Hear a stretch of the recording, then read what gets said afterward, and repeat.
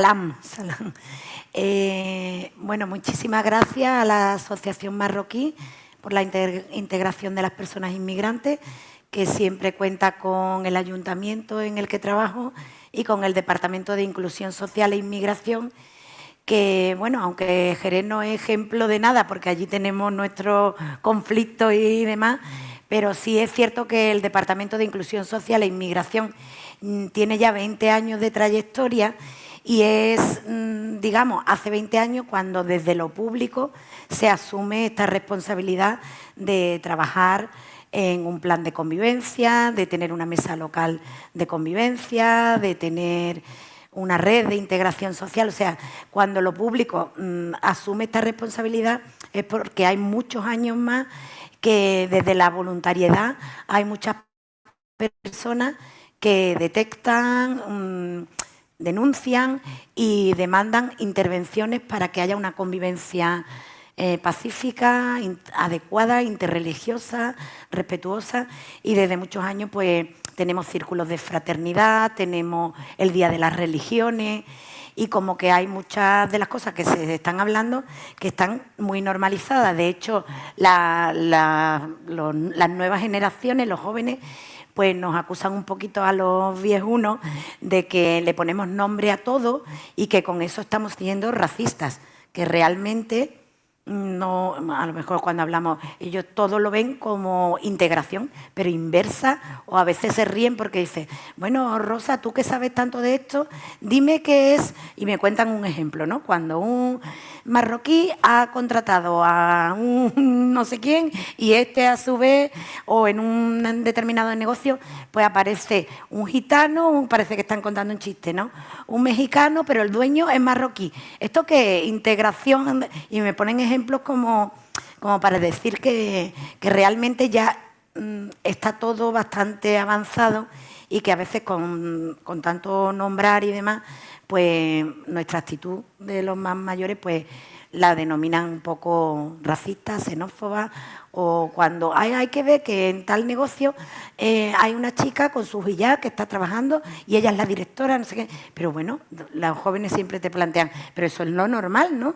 No, ¿por qué no va a estar ella de directora en el Departamento de Recursos Humanos del Corte Inglés llevando su hijab? ¿Por qué lo señalas como una buena práctica? Es lo normal, ¿no? Un poco diálogos que tenemos en la mesa local de convivencia.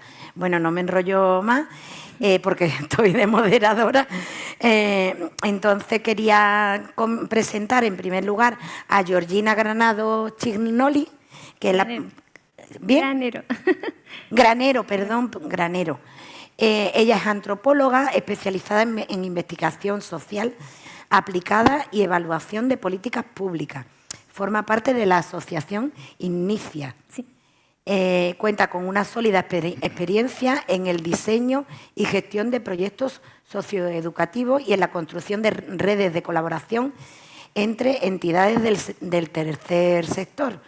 La ponencia que nos va a compartir tiene el título Transformar narrativas, construir alianzas, iniciativas del tercer sector de acción social frente a la islamofobia. Cuando tú quieras, Georgina. Vale, gracias. No sé si se puede poner la presentación del PPT, si no puedo comentarlo igual. ¿La tenéis? ¿No? Vale, pues yo voy a empezar a hablar, si aparece, la veremos. Bueno, en primer lugar, gracias por la presentación, gracias por invitarnos a este espacio, desde lo personal y en nombre de la Asociación Inicia, y para entender un poquito las 3-4 pinceladas que me toca trasladarles, quería contextualizar un poco de qué va esta Asociación Inicia, ¿no? Quiénes somos y por qué, ahí está, y por qué estamos participando aquí. Inicia en realidad es una asociación quizás no tan al uso porque trabaja sobre todo en términos de fortalecer el tercer sector. A ver si puedo pasar, perdón, para allá. Para allá. Vamos para acá. Pues no sale. En fortalecimiento del tercer sector y en torno al ámbito social. Sí, gracias. ¿Apunto para allá? Vale, perfecto. Ahí estamos. Ahora sí. Y parte de sus líneas de actuación tienen que ver con la investigación aplicada, con la evaluación, con la formación y con otro tipo de iniciativas, pero que siempre rondan, en definitiva, en torno a la generación o intento de generación de un impacto social a través del conocimiento y de la colaboración, como bien dijo la moderadora, en torno a entidades del tercer sector y también con administraciones o incluso con sector privado. En ese contexto de estar buscando maneras, ¿no?, y analizar qué tipo de iniciativas son las necesarias, si están demandadas o están de alguna manera siendo necesarias dentro del ámbito del tercer sector, empezamos a trabajar una línea en torno al racismo. Y ahí sí que hago una aclaración, que es un trabajo que se hace en torno al racismo y no específicamente a la islamofobia, pero sí que evidentemente tiene esta recogida allí, ¿no? El racismo, efectivamente, como un hecho, como una constatación que tenemos de que es un hecho estructural y que nos interpela o debe interpelarnos y que está en mucho de lo que es los procesos de exclusión con los cuales entidades del tercer sector están trabajando. También nos apareció como una primera intuición de definir la necesidad de poder encontrar recursos que existen, y existen muchos y en diferentes ámbitos, y de ahí nace esta propuesta de hacer un estudio consultando expertas, y del cual aquí quiero trasladar algunas breves cuestiones y algunos resultados que nos han servido también para repensar nuestra propia práctica y organización y para quizás iniciar también un debate compartido con otras asociaciones del tercer sector, sea que tengan el racismo, la lucha contra el racismo o contra la islamofobia como uno de sus ejes centrales, como no. Porque también es interesante que estas cuestiones empiecen a permear en esos otros espacios donde no se habla de racismo o no se habla de islamofobia, ¿no? Y bueno, nuestro contexto de financiación, como veréis luego en cada diapositiva, es un proyecto financiado por el 07, que es las famosas campañas que a veces seguramente conocéis, que hay que marcar de la casilla para poder financiar este tipo de investigaciones. Y también otro pequeño asterisco es que, como es una presentación esta que intenta ir hacia lo propositivo y lo aplicado, no voy a entrar mucho en conceptualizaciones, pero luego, si queréis, volvemos a eso. Y también avisarme si voy bien o no de tiempo, porque, como sabéis, nos enganchamos a hablar y luego se nos va, la percepción del tiempo difiere. Bueno, este estudio parte, como decíamos, de muchísimas preguntas que nos empezamos a hacer, que es qué es lo que hay, cómo está generado, quién lo genera, qué efecto tiene, y parte de estas primeras preguntas que nos parecían demasiado ambiciosas, y de hecho el estudio fue un poco ambicioso en su planteamiento, luego nos retornaron con los resultados, que es un poco lo que os quiero trasladar, ¿no? Más allá de la propia sistematización que quisimos hacer de buenas prácticas y narrativas que están a disposición, luego dejaré una indicación del estudio por si queréis consultarlo, es que el propio estudio, como a veces nos pasa en ciencias sociales sobre todo, nos lleva a muchas veces a repreguntarnos la pregunta de investigación y abrir otro tipo de indagación mientras estábamos, ¿no?, desarrollándolo. Y de hecho fue así, y es un poco lo que quiero trasladar aquí. La metodología del estudio partió de hacer una primera fase, voy a pasar muy rápidamente, exploratoria, en la cual pudimos hablar con 3 mujeres en concreto, que tenían esa doble pata de trabajar en entidades del tercer sector especializadas y también en activismos.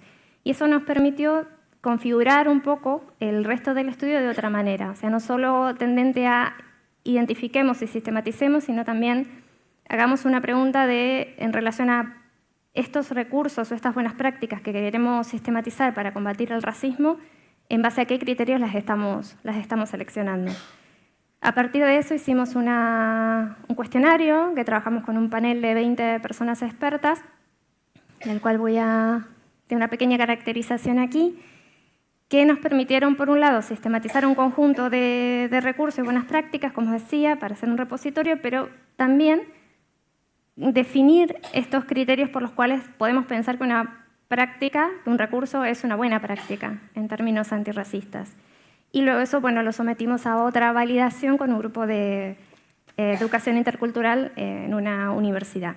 Todo eso nos generó abrir muchos debates, a poder esclarecer algunos consensos, pero que luego, a su vez, volvían a abrir ciertas preguntas. Y bueno, sencillamente, como lo veis ahí, el estudio tuvo personas expertas de 10 comunidades autónomas con un poco de representatividad a nivel estatal y sobre todo de tercer sector y de academia, pero también, como decíamos, con esa pata en los activismos. Y de la primera parte de los resultados, del bloque de resultados, hemos podido recopilar 141 recursos, de los cuales el 40% han sido en torno a estas narrativas antirracistas, algunas de ellas vinculadas a colectivos específicos y otras no. Pero lo que más allá del recurso en sí mismo, nos interesaba trasladar aquí en dos cuestiones. Por un lado, que de todos los demás ámbitos, por eso decía que era ambicioso un poco el estudio, por tocar tantos ámbitos, es justamente en las narrativas donde se ha puesto el acento de indicar la mayor cantidad de ellos, pero también, como veremos más adelante, en otra cuestión que hemos preguntado, de también qué es lo que echaban en falta y todavía era necesario seguir trabajando, pues también vuelven a aparecer las narrativas como los elementos a los cuales tenemos, o el recurso que necesitamos para hacer esta lucha contra el racismo.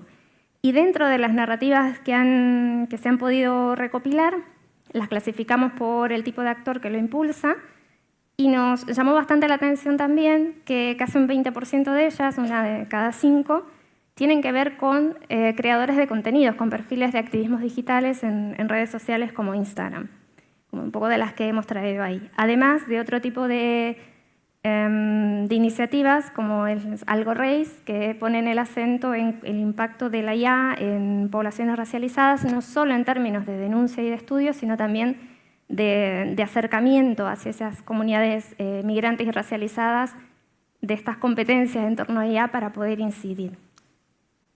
Y como os decía, dentro del ámbito de cuando preguntamos ¿pero qué es lo que hace falta?, encontramos que las narrativas aparecían como el tipo de recurso más votado, y también una serie de propuestas de qué tipo de cuestiones son las que echaban en falta para poder tener este tipo de recursos o hacer con ellos una herramienta antirracista.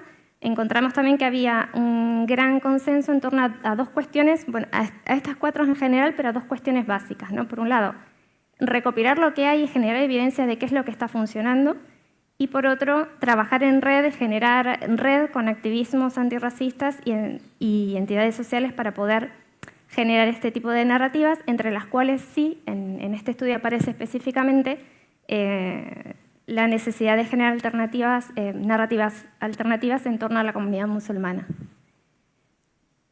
Luego, claro, recogiendo todo esto, como os decía, la otra parte que nos hemos planteado es en base a qué criterios estamos considerando que estos recursos son efectivamente buenas prácticas. Y aquí es donde se empezó a desgajar más, ¿no?, el estudio en diferentes reflexiones y caminos. Aquí lo presento, no importa los números, sencillamente que hemos arribado a estas 4 grandes claves que, como decía, luego tienen todavía mucho más detrás. Hay 2 de ellas que tienen que ver con el enfoque que le damos a estos recursos, puede ser una guía de buenas prácticas, como una publicación, como un vídeo, como cualquier formato, y otra que tiene que ver y que nos llevó también a plantearnos más en la hechura y en la práctica de cómo llegamos a elaborar estos recursos. Entonces, en términos de enfoque, pues sí que se puso el acento, y esto recoge mucho de lo que se habló hoy, ¿no?, en la necesidad de mirar el racismo y la islamofobia, en este caso, en su dimensión estructural. Esto creo que incluso se dijo de la misma manera, ¿no?, de ir a la raíz, de que nos conecta con la historia, con una manera de narrar la historia en España, nos conecta con un mito de identidad nacional en España, y que necesitamos poder, en la medida que generamos un recurso o una narrativa, poder tener en cuenta esta dimensión. Por otro lado, evidentemente, la perspectiva de género interseccional para no seguir invisibilizando las situaciones de las mujeres racializadas, y como también ha salido hoy durante toda la jornada, de qué manera la mujer musulmana también vive una discriminación interseccional propia y particular, y se diferencia de lo que vive quizás un musulmán español, o sea, de otra región, ¿no? Y estas otras 2, que es donde me quiero quizás detener un poquitito, que nos pareció muy interesante porque nos interpelaba a nosotras mismas haciendo este estudio, ¿no?, que es contar con el protagonismo y la participación real de las personas racializadas Y en este sentido no solo, o advertir que muchas veces pasa que por más que aparezca una persona, en este caso musulmana o en otro caso de otra comunidad, evidentemente no nos garantiza que esa participación, ese protagonismo sea real. Entonces eso nos hace ir un poco, hablamos mucho de narrativas, de lo que está, de esos significados que se eslabonan, ¿no? Ese imaginario que se eslabona, pero en este caso nos hace irnos hacia esa materialidad que está antes del discurso, es decir, quién enuncia, desde dónde enuncia, en nuestras organizaciones sociales, qué puesto ocupan, y en definitiva, como se dijo un poco antes, si estas personas a las cuales queremos incluir, pongámonos en esos términos, están cercanas o no a esa toma de decisiones, sea una organización social o sea en el espacio que sea, ¿no? Porque en definitiva esto de considerar el racismo como en su dimensión estructural es replantear, a lo que hablábamos antes de la comida, el lugar al cual esa persona está asignada a estar y que si no lo ocupa, pues será castigado, ¿no? Entonces, pensar en cómo se construyen esas narrativas desde esa cocina, ¿vale? No solo lo que se puede ver, digamos, de eso o escuchar, es una de las claves que estaba, de hecho, la que más consenso tuvo en torno a pensar si esa narrativa puede ser un buen recurso en términos antirracistas. Y las otras dos cuestiones que también aparecieron a modo de debate cuando se hablaba de la necesidad de que estos recursos ofrezcan herramientas prácticas y aplicables, apareció un poco algo que traía la moderadora antes, que es poder hablar del racismo sin hablar de racismo. Me explico. Que muchas veces no somos capaces, digamos, de trasladar concretamente esta reflexión en torno al racismo en prácticas en las cuales estamos esperando, de alguna manera, que correspondan, ¿no? Entonces, poder trasladar o esto que decías, ¿no? Jóvenes racializados o racializadas que no estén condenados a hablar todo el tiempo del racismo, sino que poder integrar esto en ámbitos donde, como bien trasladabas, no estamos esperando verlos, ¿no? Pues empezar a normalizar esto. Y por otro lado, y una de las cuestiones que generó más debate, es si la necesidad de hablar del racismo desde el hecho de hacer pupa, decía una de las expertas, ¿no? Que hablar de racismo necesita hacer pupa. Y por otro lado estaba el planteamiento de si al incomodar podemos generar, por eso era la pregunta de esta mañana, podemos generar demasiadas resistencias, ¿no? Y ahí es algo que no tiene respuesta, pero fue un punto de debate interno para saber un poco pensar en aquellas prácticas que estamos haciendo y sus efectos. Y para llegar a las conclusiones, pues eso, decir que nos ha permitido este estudio, pues eso, identificar y sistematizar estos recursos, pero también nos ha hecho poner el acento en cómo lo estamos haciendo, incluso cuando generamos un estudio sobre esta materia, en salir de la inercia, ¿no? de como a veces nos pasa dentro del tercer sector, de presentar un proyecto, ejecutarlo y tal, para poder pensar desde qué condiciones lo estamos haciendo y sobre todo qué efectos estamos generando. Y por último, quería... A ver si... Lo último no... Ahí va. Ahí va. Quería cerrar comentando que el año que viene vamos a continuarlo y queremos focalizarnos, porque fue parte de retomar esto que decían en una de las mesas, ¿no? De que a los resultados de la investigación hay que hacerle caso. Pues le hemos hecho caso y queremos continuarla centrándonos más específicamente en narrativas digitales, de ámbito las que suceden en redes sociales, producidas sea en el contexto español o europeo. Queremos mapearlas y también aplicar una herramienta que no lo dije antes, que hemos producido en base a este estudio para poder generar estas buenas prácticas, ¿no?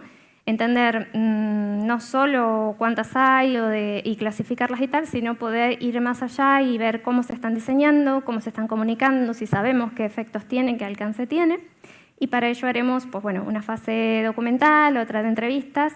Así que me pareció muy interesante poder venir aquí para también hacer extensiva esa invitación, por supuesto a la Asociación Marroquí y a quienes quieran, para que en este caso la islamofobia tenga también un capítulo relevante en este nuevo estudio, y también la idea es que bueno, esos resultados y esas herramientas que se generen sean puestas a disposición, que esa es la finalidad que tiene este estudio y el que haremos. Y por último, pues señalar sencillamente también hacer extensiva esta invitación a estos otros 2 espacios que tienen que ver con esa otra parte del título, que era generar alianzas, ¿no? Por un lado, la red Inicia, que es una red de más de 70 entidades que hay en España, de entidades sociales, a las cuales también podéis entrar y participar. Es una red de ayuda mutua, más o menos, donde se comparten recursos. Y por otro lado, el ODS Lab, que es otra iniciativa, en este caso para pilotar a través de un proceso participativo, proceso metodológico participativo, iniciativas en torno a ODS, a Objetivo de Desarrollo Sostenible. Este año fue en torno a la calidad del empleo en el tercer sector, y aquí sí que es abierto tanto, como decíamos antes, a sector privado, administraciones y entidades sociales. Así que sencillamente era aprovechar el espacio y finalizar, ya que estamos en experiencias, invitándolos también a estos otros espacios. Pues nada más. Muchas gracias. Gracias.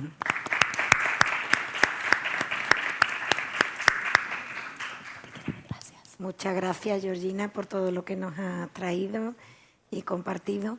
Y bueno, continuamos en esta mesa colofón, que es la guinda del pastel, ¿no?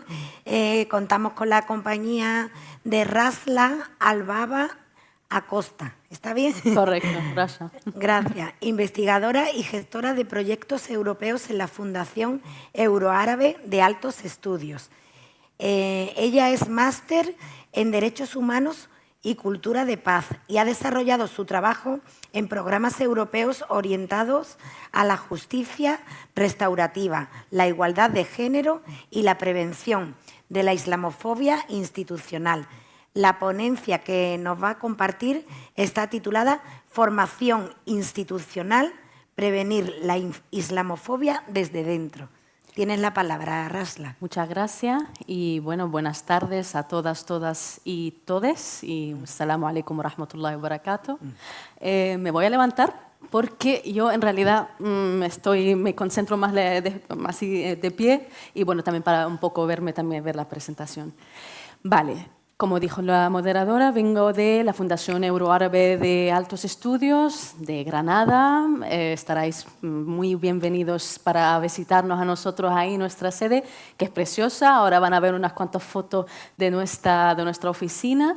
Y bueno, uno de los temas claves que quiero hablar hoy es el tema de la formación, qué importancia tiene la formación a estas instituciones, y también a las personas que trabajan en estas instituciones para prevenir la islamofobia desde ese punto de vista, desde dentro.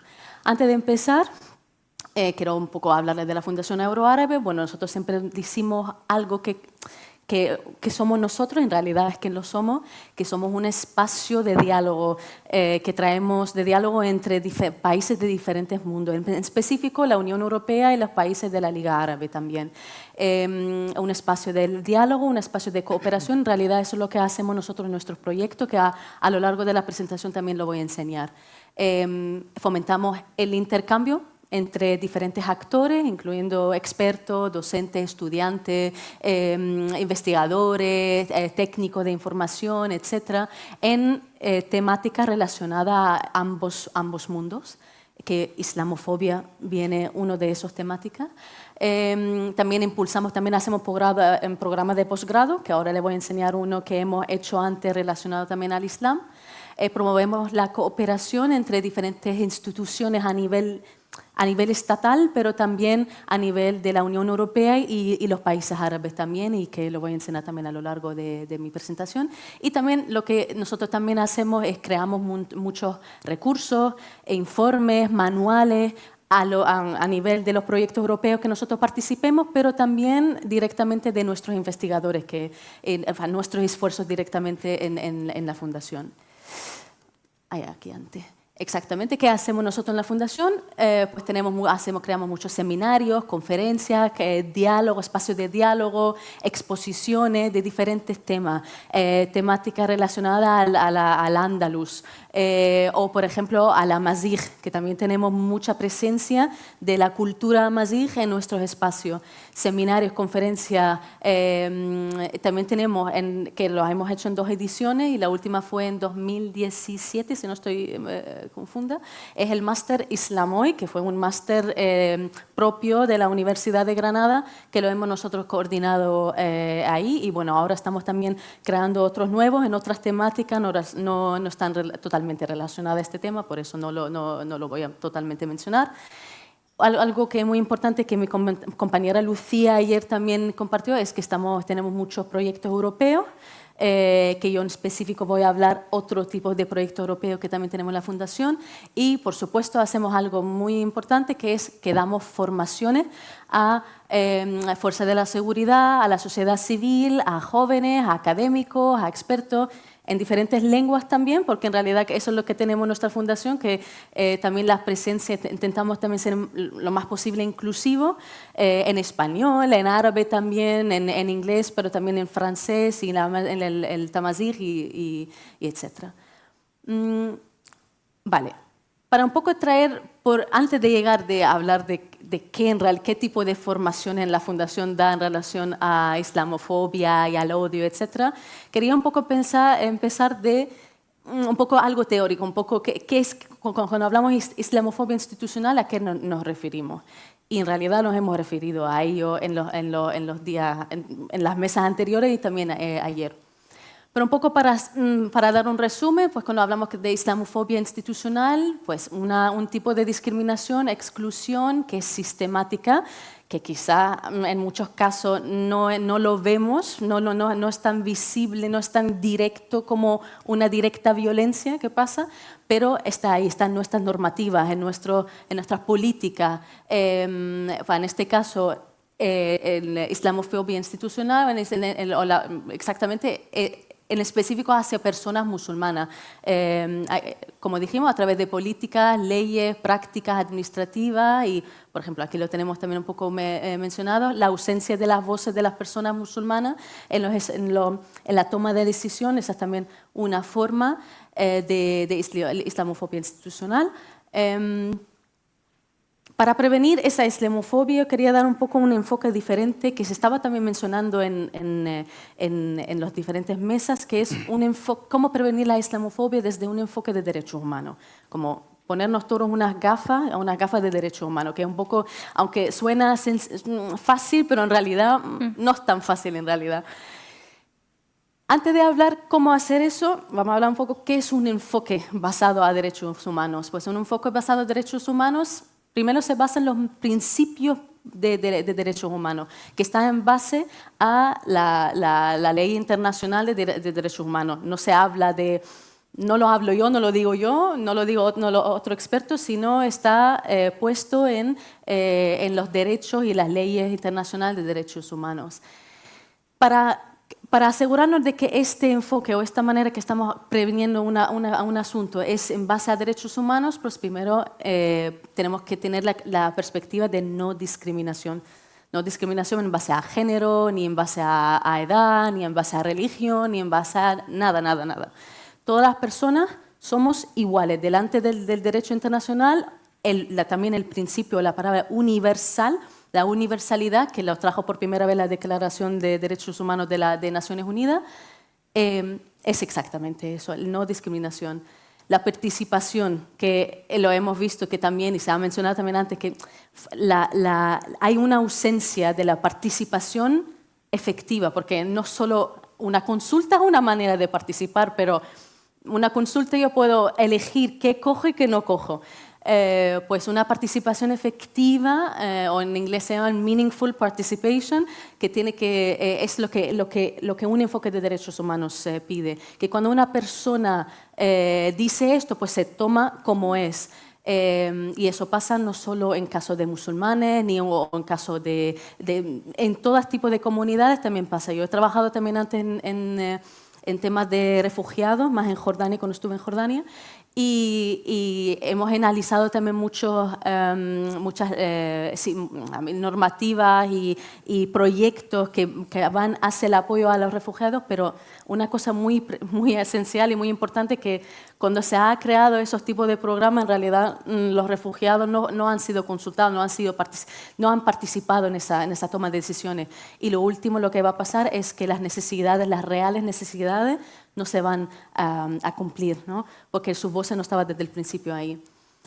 Por supuesto, la rendición de cuentas, y esto nos lleva a una cosa muy importante, que la prevención institucional empieza al cumplir las obligaciones de derechos humanos de los propios Estados. Todos los Estados han ratificado un número de las convenciones, los tratados, la ley, por ejemplo, en la Unión, estamos en España estamos en la Unión Europea. Nosotros somos obligados, fuimos como Estado y como también cuerpos que están que en ese Estado somos obligados de cumplir con esos derechos humanos. Así que hay también así que nosotros también tenemos la rendición de cuentas de que somos responsables de implementarla. Y lo último también va a venir, tenemos que también enseñar que lo hemos hecho, sí o no, y qué pasó también si no lo hemos hecho.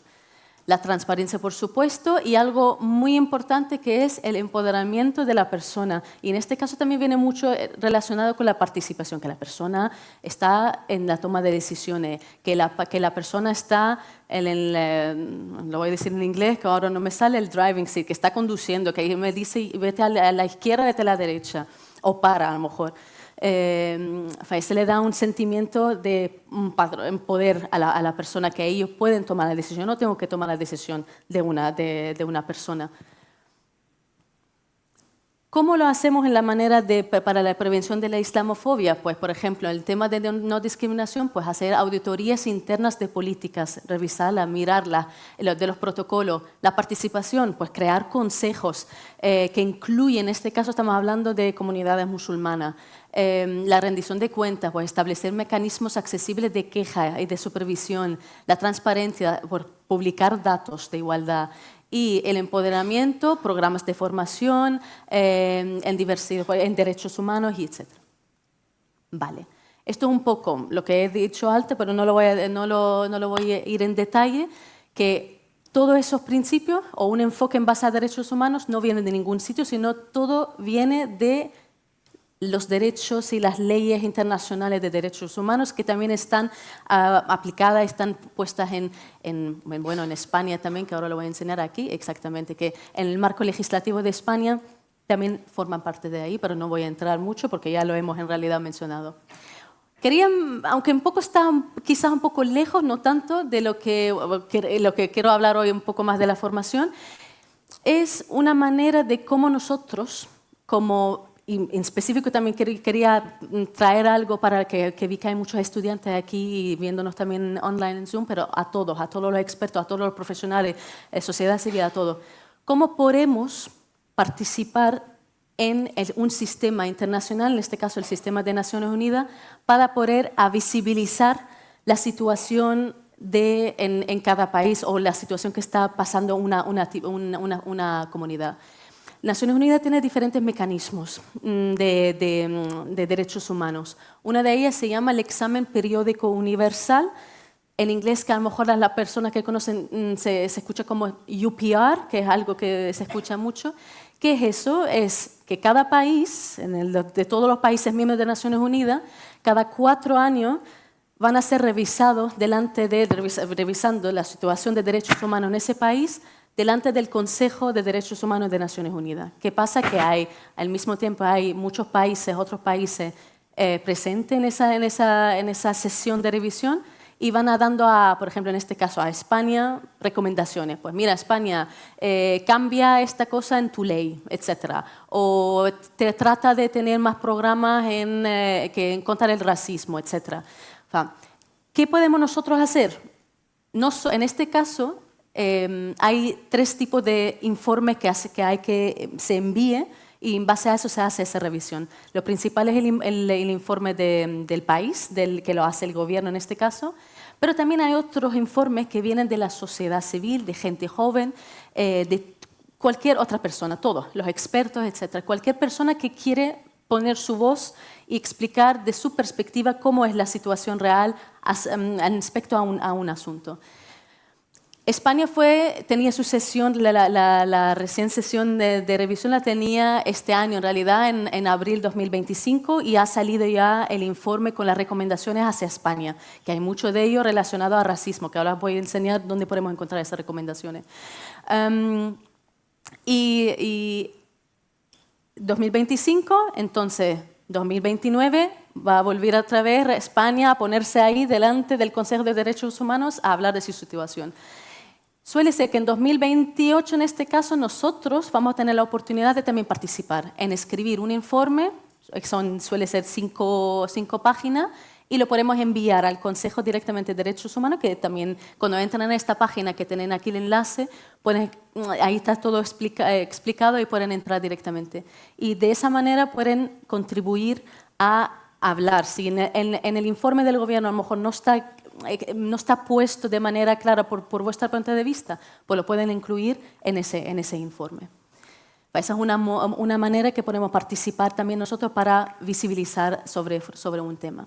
También lo tenemos, el mismo sistema, también lo tenemos en los diferentes tratados de derechos humanos, que en este caso, por ejemplo, estoy hablando del Pacto Internacional de Derechos Civiles y Políticos, que España lo tiene ratificado. Entonces, cuando ratifica España, se obliga a que yo voy a cumplir con los artículos de este pacto. Lo mismo también el Comité para la Eliminación de Discriminación Racial, que también lo ha ratificado. Y bueno, aquí puse también un poco cuándo fueron los últimos informes que fueron mandados por parte de España. Y en este caso también nosotros podemos participar y mandar informes, pero estos son en concreto en los derechos que vienen debajo del Pacto Internacional de Derechos, de estos derechos. Pues en este caso yo traje los dos más relacionados a la islamofobia, aunque también el Pacto de la Eliminación contra todos los tipos de violencia contra las mujeres. También ahí podemos poner un poco el tema de islamofobia de perspectiva de género. Aquí, este índice universal de derechos humanos, aquí pueden encontrar todas las recomendaciones que han sido mandadas que han sido dedicados, digamos, a cualquier país de parte de otros países para mejorar la situación de derechos humanos en ese país. A mí me interesa, a mí me gusta, por ejemplo, unas veces entro y miro, por ejemplo, yo soy media Jordana, ¿sí? Y a mí me interesa ver qué tipo de recomendaciones ha dado Jordania a otros países, para solo un poco ver. Por ejemplo, una vez me interesó que Jordania dio una recomendación, no me acuerdo ahora el país, sobre cómo mejorar los derechos de las mujeres en el país. Y digo yo, pero Jordania, tú también tienes tus cositas, ¿sabes? Pero ese diálogo político es interesante ver cómo los países trabajan y bueno, como es más fácil siempre dar una recomendación, pero no practicarlo, ¿no? Bueno, volvemos a lo principal. ¿Por qué la formación institucional? Pues la formación institucional no es solo sensibilización, sino es más una manera para generar de verdad el cambio en los pensamientos, en la cultura, en las normativas que reforman esas prácticas y esas leyes que tenemos, ¿no? Pues ¿cómo lo podemos hacer? ¿O qué hace en realidad? Pues transforma la sensibilización en cambios de cultura de práctica, reduce las barreras estructurales, mejora la respuesta operativa de agentes públicos, también sabiendo cómo es la realidad, y también aumenta también y mejora también la participación y se asegura de la participación efectiva de las comunidades afectadas. ¿Qué hacemos en Fundea? Fundea, que es la Fundación Euroárabe de Altos Estudios. ¿Qué hacemos ahí? Pues hacemos diferentes tipos de formaciones a nivel de los proyectos europeos, pero también aparte. Nosotros como los expertos y los investigadores que tiene la misma fundación. Creamos cursos e-learning y ahora les voy a enseñar uno que suele ser que también está debajo de los proyectos europeos que hacemos. Así que tratamos, por ejemplo, proyectos relacionados a los delitos de odio que ha mencionado Lucía ayer, al apoyo a las víctimas de delitos de odio, la protección de lugares de cultos también. Pues creamos esos tipos de cursos que los profesionales pueden entrar y hacerlo, y donde también nosotros intentamos también poner el elemento de derechos humanos ahí. formaciones presenciales también a nivel nacional, pero también a nivel europeo, y también salimos también mucho también a los países árabes. También desarrollamos manuales, que ahora les voy a enseñar unos cuantos en donde también lo pueden, para también que vean dónde pueden encontrarlo también en nuestra página web. Y también guías también operativas, y algo también que hacemos es revisión ética y jurídica de herramientas y protocolos, que lo hemos hecho nosotros en diferentes también proyectos europeos. Lo que lo hacemos es, ya que estamos en un proyecto europeo, pues nosotros nuestra parte de representar un poco también España, pues contextualizando esas herramientas, esos manuales al contexto de España, traducir esos cursos, que muchos de esos cursos no solo están en español, sino también no están solo en inglés, sino también en español. Lo creamos en base a colaboración, no solo somos nosotros que lo hacemos, sino antes de eso hacemos muchas consultas, muchas colaboraciones con expertos que nos llegan a crear estos cursos, y por supuesto se basa en identificar qué necesidades existen. No vienen de ninguna parte, sino en base a mirar qué necesidades existen, y creamos en base a ello esos tipos de recursos y manuales, etc.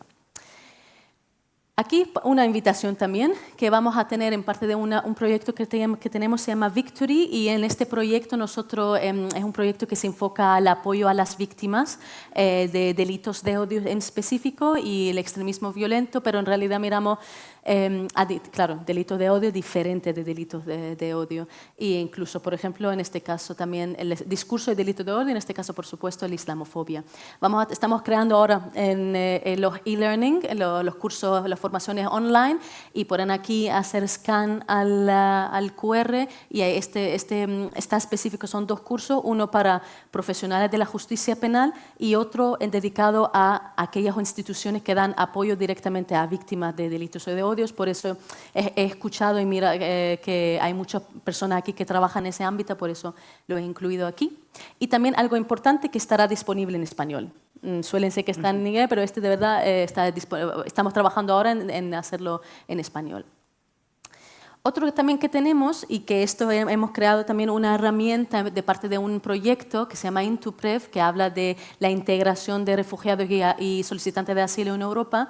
Hemos creado con los otros socios un programa de mentorías con mentores y mentores que trabajan en el ámbito, trabajadores sociales que trabajan en el apoyo a las solicitantes de asilo y refugiados, y también las mentorizadas, que en este caso son los refugiados y solicitantes de asilo que llegan a Europa. Y aquí, pues, en el día 28 de octubre vamos a presentar la edición final de este programa, porque este programa ha sido pilotado y en España lo hemos pilotado también, y vamos a hacer unos cuantos cambios al programa en base a esa experiencia, y se va a presentar aquí, y van a poder escuchar también directamente a mentorizados que hablan de su experiencia en ese programa, y también a los mentores también. Por si quieren, aquí también está el link. Y como hemos hablado también, hacemos herramientas, pues aquí también, estos son las páginas, estos QR los llevan directamente a las páginas web de los proyectos, no al manual en sí.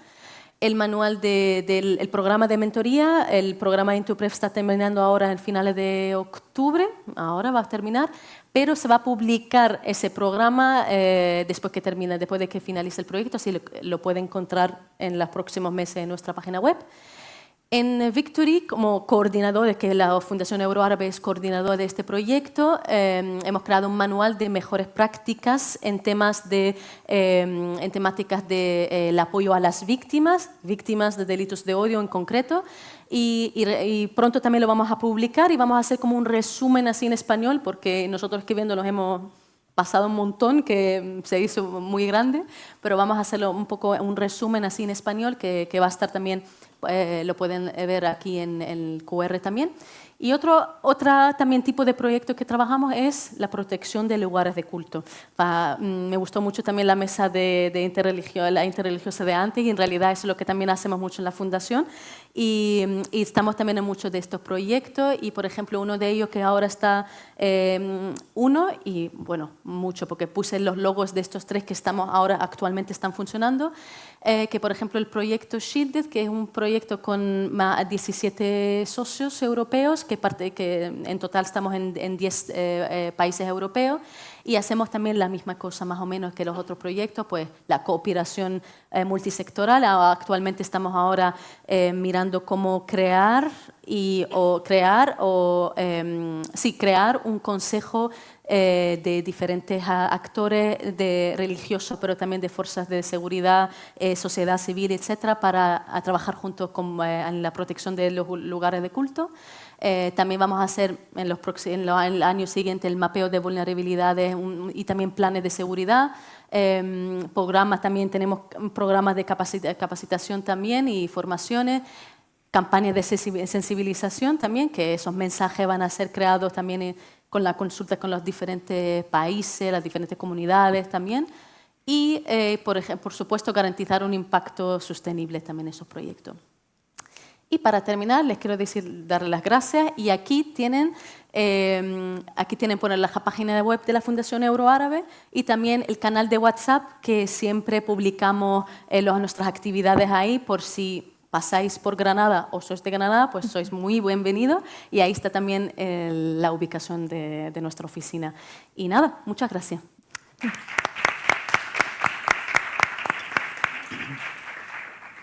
Muchas gracias, Rasla. Shukran Barakallahu Fik.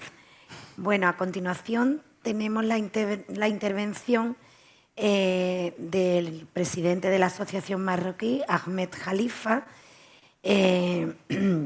La Asociación Marroquí es una de las entidades más reconocidas a nivel nacional en la defensa de los derechos humanos, la inclusión social y la lucha contra la islamofobia. Ahmed es licenciado en Derecho y especializado en Relaciones Internacionales. Ha liderado durante más de 2 décadas proyectos relativos a la prevención de delitos de odio y a la construcción de comunidades cohesionadas. Su ponencia figura bajo el título Del discurso a la acción, alianzas comunitarias para desmontar la islamofobia. Tiene la palabra, Ahmed. Muchas gracias, Rosa. ¿Puedo ponerme de pie, no? Sí, vale. sí. Pues nada. En primer lugar, dar las gracias a Rosa por la excelente presentación, pero me he sentido un poco mal porque has dicho que llevamos 2 décadas luchando contra los delitos de odio y la cosa va tan mal. Algo mal estamos haciendo. Y hoy quiero hablar de lo bueno y lo malo y lo regular. Y voy a hablar realmente sin tapujos, ¿vale? Voy a intentar reflejar la realidad, qué es lo que vivimos. Entonces voy a empezar. Perdonadme porque no he preparado la intervención hasta escuchar las intervenciones de ayer y de esta mañana para no repetir y así intentar realmente pasar de la teoría a la acción. Vamos a intentar ver un poco la acción. Voy a intentar aquí.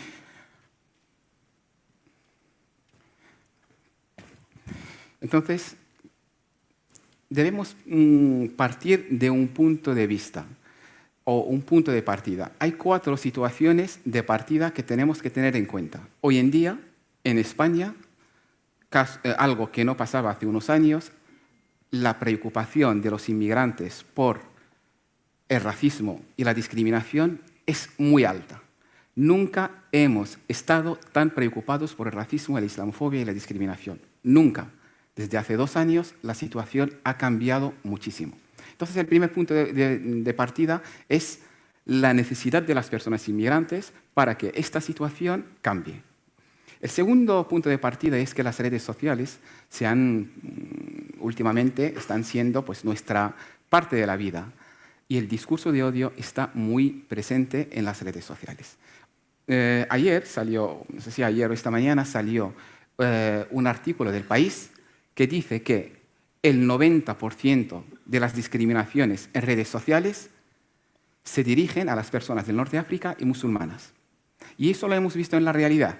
Lo que ha pasado en Jumía o lo que ha pasado en Torre Pacheco no es un racismo dirigido a los inmigrantes, es un racismo dirigido a los marroquíes. Lo repito, dirigido a los marroquíes.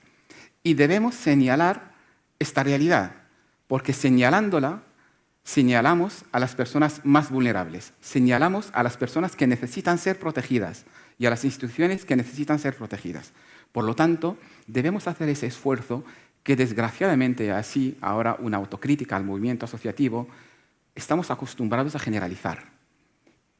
Y os confieso que en los debates anteriores a sacar comunicados posteriores a la situación de Torre Pacheco, hemos hablado con muchas entidades y a la gente le cuesta decir el racismo dirigido a los marroquíes o a los musulmanes. No, no, no, no. Vamos a dejarlo en inmigrantes y terminamos antes. No. En Torre Pacheco hay malienses. En Torre Pacheco hay personas de América del Sur. No han sufrido nada. Los marroquíes sí. Y este dato pues, lo corrobora hoy el País en un artículo bastante claro. Entonces, redes sociales, hay una discriminación que después pasa a la acción. El tercer punto de partida es...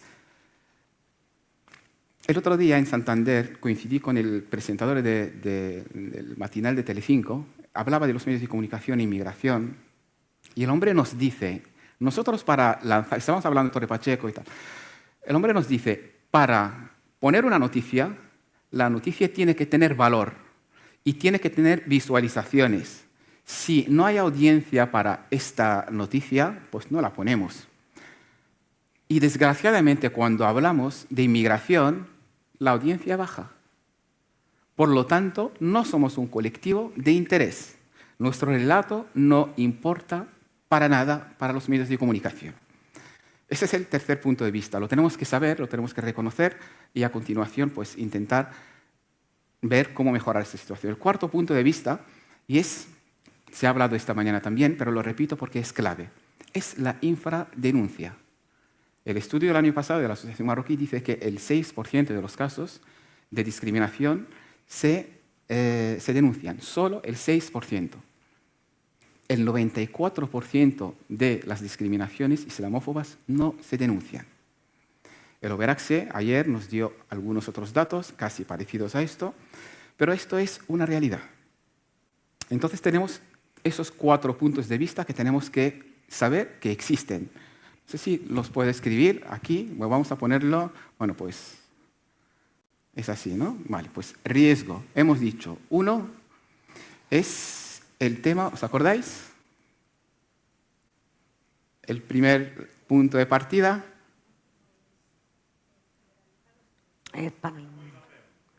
Bien, sí, efectivamente.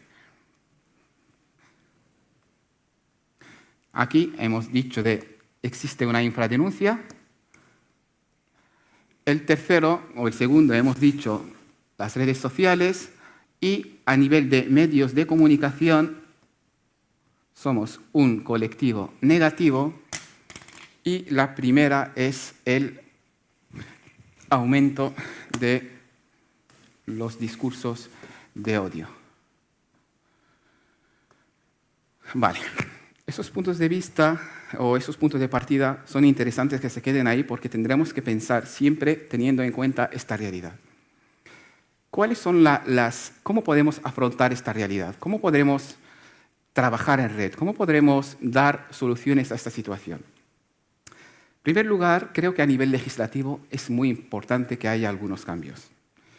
Actualmente tenemos el Código Penal, por supuesto que castiga la discriminación por racismo, por islamofobia, etc. Pero tenemos un problema con el artículo 510. El artículo 510 del Código Penal es el artículo que supuestamente tiene que proteger la sociedad y, por lo tanto, a las víctimas. Pero las fiscales tienen grandes problemas para poder tipificar una situación discriminatoria como delito de odio. Casi imposible. Cuando pasa algo, y nosotros desde las entidades llamamos a la fiscal, pues en este caso de Málaga, oye, está pasando esto, y juntos nos pondremos a investigar y a analizar cómo poder darle salida a una situación de discriminación como delito de odio. Muy, muy difícil. Los fiscales tenemos una ley que supuestamente protege, pero a nivel de práctica no nos sirve mucho. Hay que darle algún toque ligero para que se pueda tipificar los delitos de odio como son delitos de odio. Todos hemos visto en Internet predicadores del odio que salen y dicen barbaridades. Todos los hemos visto. ¿Les ha pasado algo? Nada. absolutamente nada. Sí, les ha pasado algo bueno para ellos. Más seguidores, muchísimos más seguidores.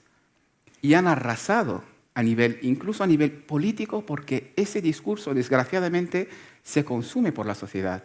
Es un discurso aplaudido por la sociedad. La sociedad engañada cree que este discurso es real y, por lo tanto, pues esa es la visión que nos va a proteger.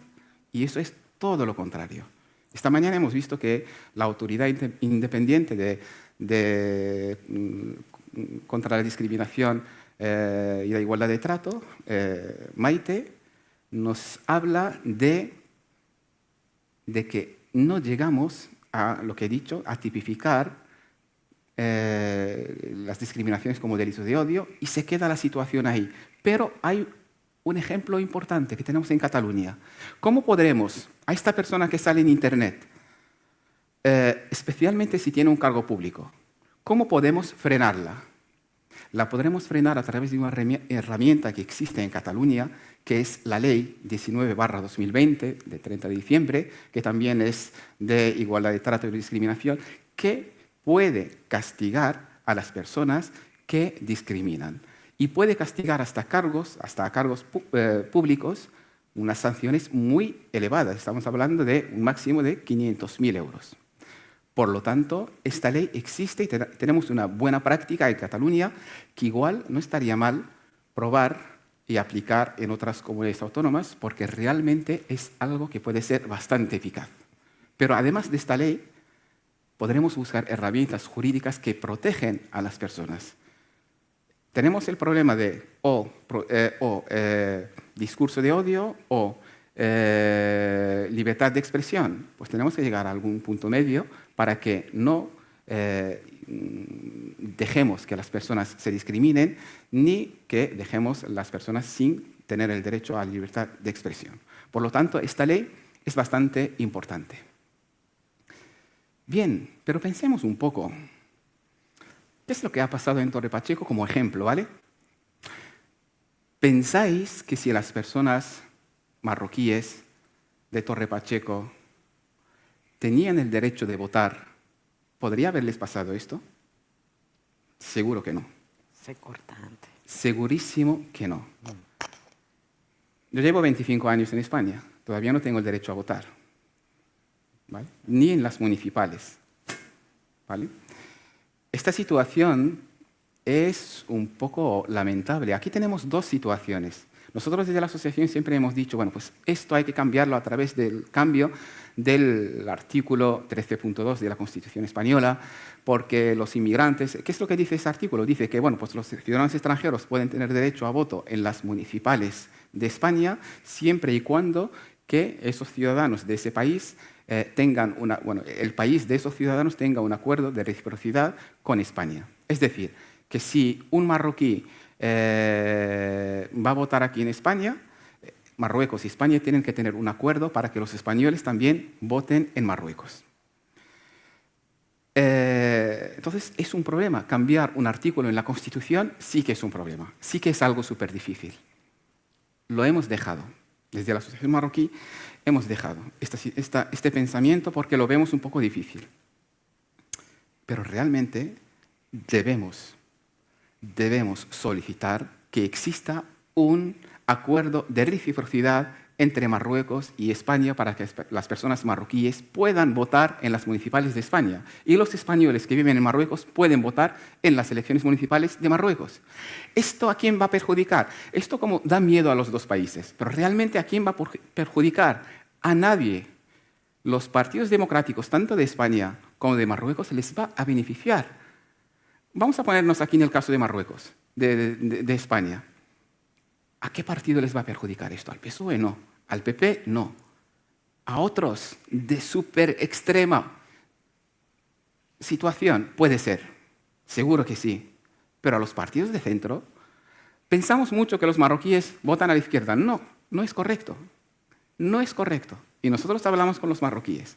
No es correcto. Por lo tanto, esta situación aquí va a proteger a las personas, va a hacer que el país sea un poco más democrático, porque cuando llegan las elecciones, solo vota el 90% de las personas que viven en este país. El 10% no vota porque no tiene derecho a votar. Porque ese principio de reciprocidad, España lo tiene con, no sé si eran 19 países o algo así. Países, aparte de algunos, el resto no tienen casi apenas ciudadanos en España. Estamos hablando de Trinidad o Tobago, países, Filipinas, países que realmente no tienen presencia de ciudadanos en España. Por lo tanto, si los inmigrantes pudiesen votar, la situación de la discriminación cambiaría, porque los partidos políticos mirarían a los inmigrantes de otra forma, porque ahora mismo los inmigrantes, ¿qué somos? Nada. Somos realmente, como he puesto aquí, algo negativo. No tenemos presencia, y es lo que también ha dicho el periodista el otro día. No importamos.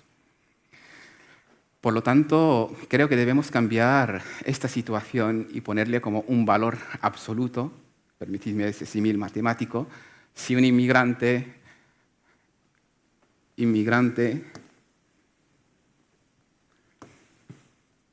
es negativo, le tendremos que poner el valor absoluto para que pueda tener la categoría de ciudadano. Esta es una de las claves más importantes, que las personas inmigrantes puedan tener el derecho a votar. La situación cambiaría. Más cosas. ¿Qué podemos hacer a nivel institucional o qué podemos hacer a nivel de asociacionismo, etcétera? A nivel de administración, yo plantearía hacer un cribado, un poco para saber o para detectar que estas personas que están siendo discriminadas, que se detecten, que se conozcan, que se intente mejorar su situación. En algunas administraciones, por ejemplo, aquí el Ayuntamiento de Málaga, lo ha hecho con las personas para prevenir el suicidio. Y lo ha hecho muy bien. Uno de los programas que tiene es cuando una persona se presenta a los servicios sociales, una de las preguntas de las trabajadoras sociales está relacionada con la prevención del suicidio, o para saber si esta persona está pensando en suicidarse, si vive bien, si tal. Y tiene como 3 o 4 ítems, creo, que si esta persona dice aquí sí y aquí no, pues se abre como un interrogatorio, oye, cuidado con esta persona. Esto es un sistema que puede ser bastante importante con la discriminación. En la Asociación Marroquí queríamos hacer algo parecido y lo hemos empezado a hacer en febrero de este año. Y en febrero, ahora acabo de preguntar a las compañeras, de febrero hasta hoy, ¿sabéis cuánto? La pregunta era sencilla, era solamente una pregunta porque no queríamos cargar mucho, era solamente un experimento, un proyecto piloto. De febrero hasta hoy en día, hasta ayer, la pregunta era, ¿te has sentido discriminado en alguna ocasión aquí en España? Sin más, sin insistir, sin explicar qué es lo que significa discriminado, etc. 756 casos. 756 casos de discriminación. Esto es triste. ¿Os imagináis 756 delitos no denunciados? Pero en la Asociación Marroquí queríamos ir un poco más allá. Hemos dicho, venga, pues bien, tenemos un equipo jurídico, vamos a llamar a las víctimas, estas personas. Y el pobre Ángel y Rocío empiezan a llamar, oye, soy el abogado, hemos visto que... ¿Cómo? ¿Abogado? No. No queremos saber nada. Venga, pues nada, que no llame Ángel. Va a llamar Sara, la trabajadora social, un poco para informar. Oye, pues no lo sé. Pues sí, no, es que me ha pasado. Sí, fue en el alquiler porque quería... No, pero ya pasó, ya no quiero problemas. Sí, no, es que tengo la tarjeta de reagrupación familiar. Problemas interminables para que una persona se proteja. Esto pasa, desgraciadamente, hoy en día. Esta situación refleja una situación de discriminación estructural que tenemos que cambiar. Oye, nosotros como asociaciones tenemos que hacer un papel importante. Una de las cosas que las asociaciones tienen que hacer es informar a las víctimas. Y no lo estamos haciendo bien. No lo estamos haciendo bien. Tenemos que reconocerlo. Compañeras y compañeros, no lo estamos haciendo bien. La gente todavía sigue siendo vulnerable, sigue teniendo mucho miedo, sigue sin saber cuáles son sus derechos. Estaba hablando ayer con el equipo Redo de Toledo, hemos tenido contacto con ellos por otras cosas, y nos estaba diciendo que en algún pueblo pasaron cosas y tal, y las personas no denunciaron porque no hablaban el idioma. No hablaban. Les pasaron cosas muy feas. Y esta situación realmente desde el mundo asociativo, desde las entidades sociales, la tenemos que cambiar. Tenemos que buscar, las administraciones en este caso, uno de sus apoyos son las entidades de inmigrantes. Aquí estamos hablando de asociaciones de inmigrantes, asociaciones pro inmigrantes, pero las asociaciones de inmigrantes tienen contactos directos con las personas y pueden hacer un papel importante. No perdemos nada de que si tenemos en nuestra recepción un documento, un flyer que ponga aquí están tus derechos en caso de que te pase. Vale, no te ha pasado nada, pero llévatelo. Informar hoy, mañana, pasado. En 2 años tendremos a la gente informada. Tenemos que usar multiplicadores de información. ¿Quiénes son los multiplicadores? Son los medios de comunicación, a veces. Pero los multiplicadores son los vídeos virales. La gente conoce a Sherin, por ejemplo. Tenemos que usar las herramientas que usa Sherin para la comunicación. En la cuenta de la Asociación Marroquí en TikTok tiene 180.000 seguidores, por decir algo, o de otras entidades o de otros influencers, youtubers, etc. Estas personas tienen que ser aliadas de la administración y de las entidades sociales. Debemos llegar a la gente, si no, no llegamos, es que realmente no llegamos. Hace 2 años, el Foro Social para la Integración de los Inmigrantes hizo una investigación comparando las redes sociales de las entidades sociales que tienen programas de inclusión intercultural y tal, con las cuentas de las redes sociales de los grupos que siembran odio. Y como ha dicho el artista esta mañana, estamos jodidos. Nos ganan con ventaja. Nada de comparación. Es que nos ganan con demasiada ventaja. Sé que el Ministerio de Comunicación, la Secretaría de Estado de Comunicación, tienen un programa muy bueno de detección, aparte del que tiene el Overaxe, de detección del odio. Y lo han usado en Torre Pacheco. Pues debemos trabajar conjuntamente. El Ministerio no va a llegar a las personas y nosotros no vamos a poder tener esas herramientas tan importantes. Por lo tanto, administraciones, asociaciones y ciudadanía tendremos que ir de la mano, porque si no vamos de la mano, la cosa va muy mal. A nivel de comunicación, a nivel de medios de comunicación, tenemos aquí al compañero de comunicación Sherin, Jaime y Hernán. Tenemos nosotros para identificarlas, tenemos como un filtro que pone aliados, medios de comunicación aliados, y neutros, y otra palabra, no me acuerdo cómo es, nos sale en color rojo, hostiles. Cuando queremos mandar una nota de prensa o algo, pues depende de qué es lo que queremos comunicar, nos dirigimos a un grupo o a otro. Y los hostiles de vez en cuando también funcionan, que contactemos con ellos. Pero ojo con esto. No siempre es bueno hablar de inmigración. No cualquier cosa la tenemos que resolver a través de los medios, la tenemos que denunciar a través de los medios. Yo ahora os lanzo este tema. Si pasa lo de Jumilla mañana aquí en algún pueblo de Málaga, ¿creéis que es buena idea que lo saquemos a los medios de comunicación desde el primer momento? Yo creo que no. Creo que por lo menos que intentemos por todos los medios, el resto de herramientas, si no llegamos, pues iremos a los medios de comunicación. Porque cuando hablamos de los medios, solamente hablamos de inmigración, solamente estamos dando oportunidad a la extrema derecha para que crezca. Y esto desfavorece a los partidos moderados y a la sociedad en general, porque no hacen nada bueno a la sociedad y a la convivencia. Nosotros en la Asociación Marroquí realmente tenemos muy buena relación con todos los partidos. No hablamos con la extrema derecha, tenemos muy buena relación con el PP, con el PSOE, con otros. Muy buena relación. Vienen a la Asociación Marroquí cuando quieren hablamos, pero ojo, vente ahora, no vengas un mes antes de las elecciones, por favor. Es que no te voy a hablar, porque cualquier cosa que hagamos un mes antes de las elecciones vas a perder tú y yo.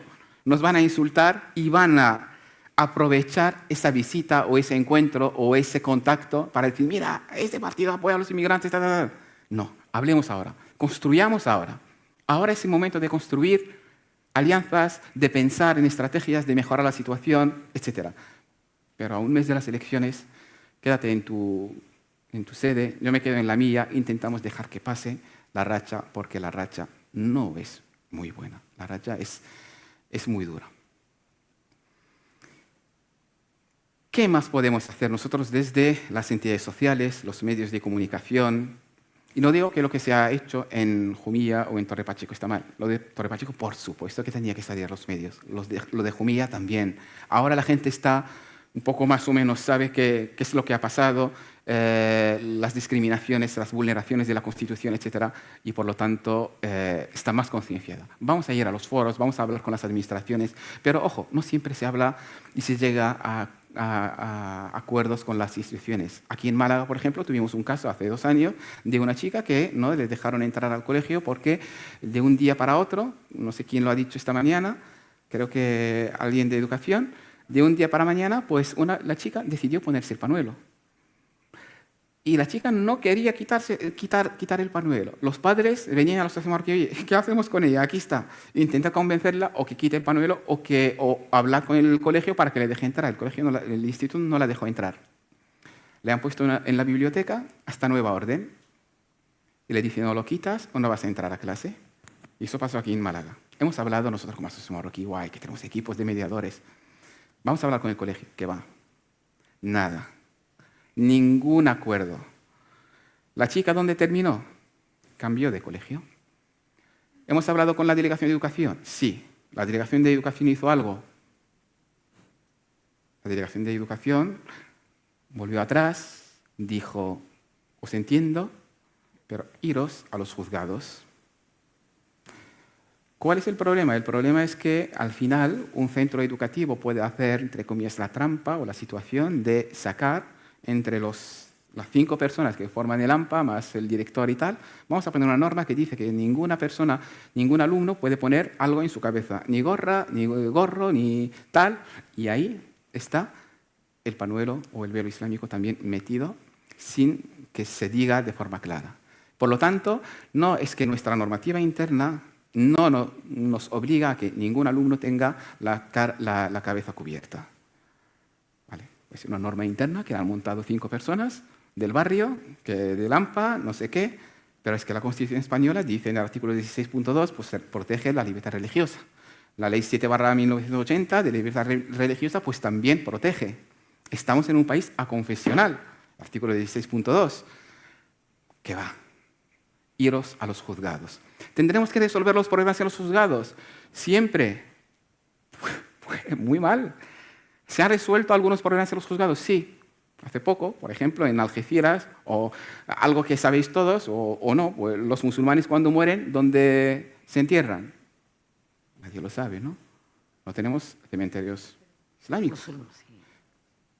Es una reivindicación de muchas entidades, especialmente religiosas, que querían un cementerio, no se les da, y denunciaron, y sí que se les dio el derecho a esto en diferentes municipios, creo que en 3 municipios ya, en Algeciras, no sé si en Castellón, en esa zona. En Jerez hay. Sí, entonces tenemos que ir a los juzgados siempre si tenemos una ley clarísima. Existe también un acuerdo de la Comunidad Islámica de España con el Estado español de 1992, pues no se aplica. En fin, hay demasiadas situaciones a nivel normativo que si se retocan un poco, no llegaremos a hablar de esto, porque hablar de, como he dicho antes, hablar de, entre comillas, derechos de inmigrantes, derechos de musulmanes, derechos de minorías, lo único que hacemos hoy en día es dar alas a los grupos menos democráticos del país. Y por lo tanto, nos ganan y nos seguirán ganando con ventaja. Porque muchas veces, a ver si puedo borrar esto.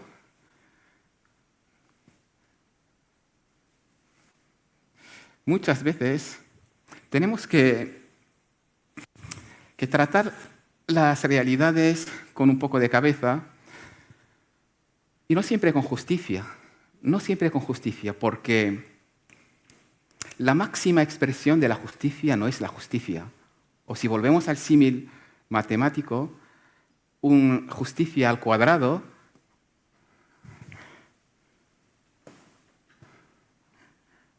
no me deja.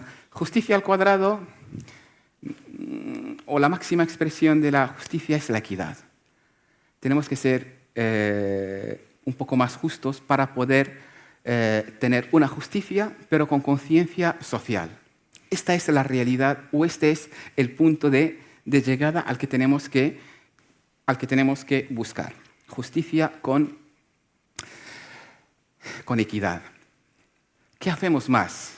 Educación. Se ha hablado mucho de educación. Os voy a contar una anécdota. Hay profesores muy buenos, ¿vale? Hay profesores súper buenos. Y hay profesores que quieren cambiar la realidad y hacen muchos esfuerzos. El otro día, pero hay profesores también que no saben cómo hacerlo. Os voy a dar un ejemplo. Un profesor que tiene muchas ganas y nos ha llamado. Fuimos hasta su municipio, que está lejos de Málaga. Fuimos con un equipo y a la entrada el pobre, con muchas ganas, oye, nos llamó para dar talleres porque hay problemas en el colegio. Y con la entrada, yo no estuve, pero los compañeros me cuentan, con la entrada dice, perfecto, gracias. Con la entrada el profesor dice, oye, venga, pues los moros por ahí y el resto por ahí. Y los compañeros se quedan, ¿cómo que los moros por ahí y el resto por ahí? Ya empezamos un poco mal, pero el hombre lo decía casi con cariño. No, necesita un poquito de formación. Tiene ganas de cambiar las cosas, nos ha llamado y ha hecho el esfuerzo, pero realmente necesita un poco de apoyo. Todos nos equivocamos y no pasa nada. Pero oye, tú me llamas moro con cariño y no pasa nada. Es como decir guapo a alguien, depende del contexto, como se lo digas. Las vecinas en nuestros barrios, oye, he estado en la tienda del moro y ¿le vas a decir algo? Pues no, te lo dice con cariño incluso. Pero oye, ahí tenemos que tener un poco también de esa visión de no todo es negativo. Creo que he dado la imagen de que todo es negativo. No es negativo, no todo es negativo. España ha demostrado durante muchos años ser un país acogedor, un país solidario. Aquí ha pasado elegido, ¿eh? ¿Os acordáis del 2000, febrero del 2000? Sí. Aquí ha pasado. Pero bueno, eso se limitó en elegido. Menos mal, aquí ha pasado el 11M. Y la sociedad pues no reaccionó de forma negativa contra los inmigrantes. Supo diferenciar, y eso es bueno. Incluso en Torre Pacheco, la intervención de la delegada del gobierno, pues al final eso se quedó ahí, no llegó a más. Pues bien, porque realmente hay personas con conciencia y que pueden separar. Por cierto, la delegada del gobierno de Murcia, que lo hizo también, no está. O la han quitado o se marchó. Entonces, hay personas, hay aliados, hay instituciones, hay partidos políticos que quieren hacer las cosas bien. Pero también insisto en una cosa. No, a nivel municipal no hay diferencia entre derecha y izquierda casi, ¿vale? Son las personas que hacen la política.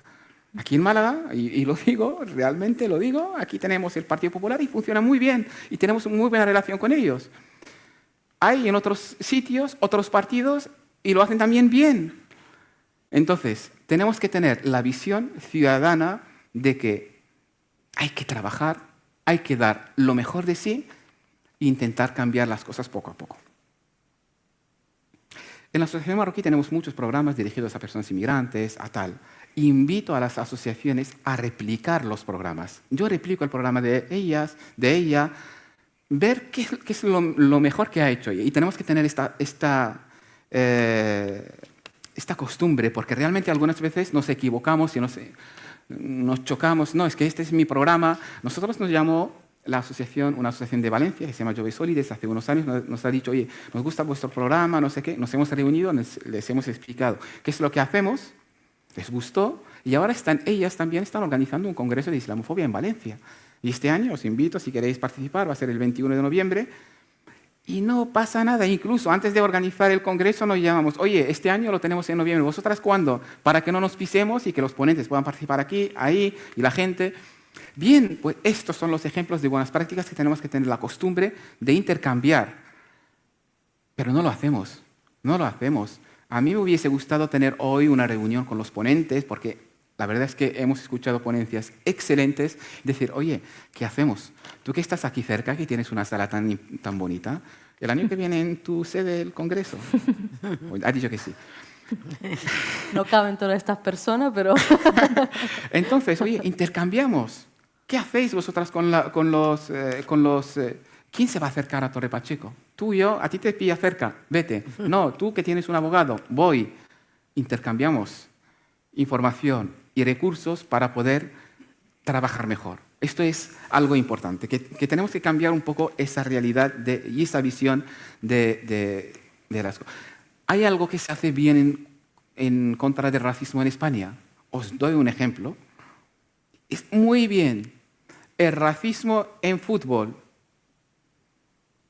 Tolerancia cero.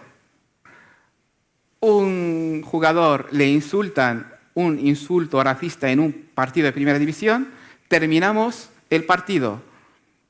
70.000 personas van a la calle, terminamos. Se ha hecho una vez, se ha hecho 2 veces, 3 veces, y no ha vuelto a ocurrir. Ya está. Estamos acabando, entre comillas, con el racismo en los campos de fútbol. Siempre habrá algún tonto. Siempre. Pero oye, la gente está más consciente. Antes de llamar negro a un negro, se lo piensa y dice, igual no está bien. El problema que tenemos hoy en día es que, y con la extrema derecha, desgraciadamente, es que los que antes decían yo no soy racista, pero ahora dicen yo soy racista, ¿y qué? Ese es el cambio que ha pasado y eso es lo que tenemos que parar. Gracias.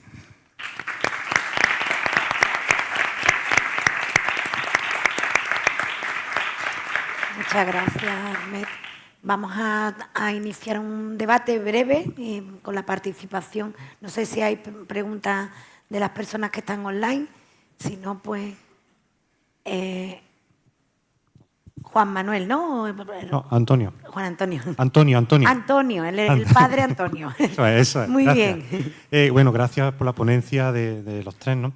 De los 4. La pregunta era para el señor Ahmad. Voy a preguntar una cosa que suele ser una pregunta clásica, ¿no? Un debate que también como islamólogo me encuentro, ¿no? Estamos en un congreso de islamofobia, ¿no? ¿Cierto? Sin embargo, por ejemplo, al mencionar el ejemplo de Torre Pacheco y de Jumilla, ¿no? Ha dicho claramente, la discriminación no era contra el inmigrante, sino contra los marroquíes. Me ha llamado la atención que no ha dicho los musulmanes, contra los marroquíes.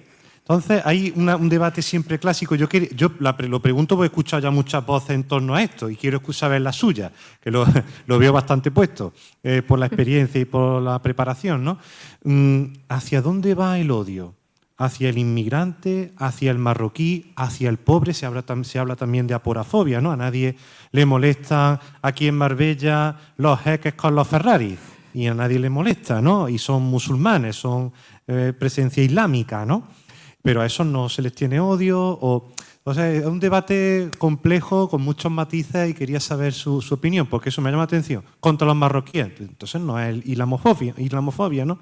Entonces, marroquifobia o cómo sería. Gracias. Sí. ¿Texto? Sí. Es que tenemos un freno y estaba aplicado ese freno. Y os lo voy a confesar.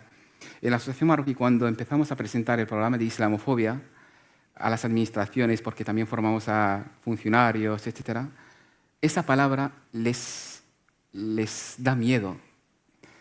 Y muchas ocasiones empezamos a presentar el programa en enero, en febrero, en marzo, en abril.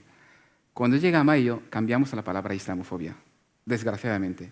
No usamos la palabra islamofobia. Empezamos a hablar de racismo y xenofobia, islamofobia, de convivencia, islamofobia. Entonces, muchas veces, incluso cuando les estamos presentando el proyecto o el programa de la charla y tal, intentamos evitar, desgraciadamente, la palabra islamofobia porque dicen, no hablamos de religión, pero islamofobia no es religión, es una realidad social que no tiene absolutamente nada que ver con la religión.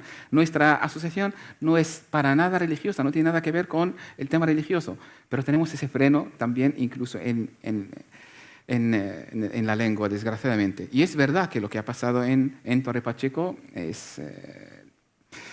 el fondo, ese discurso de odio que ahora nos está dando resultados negativos en la sociedad, está basado especialmente más que el marroquí, sobre todo al musulmán. Pero muchísimas veces se mezcla marroquí y musulmán porque todos, casi la mayoría de los marroquíes son musulmanes y la mayoría de los musulmanes que están en España son marroquíes y por lo tanto ahí se mezcla esto. Y somos de segunda, como se dice de vez en cuando, incluso entre los marroquíes, entre los inmigrantes, somos de segunda o casi de tercera, o somos el último escalón en esa realidad social, y esto es lamentable. Y ese discurso también se dice en los medios de comunicación por partidos políticos, y sigue generando más brecha social.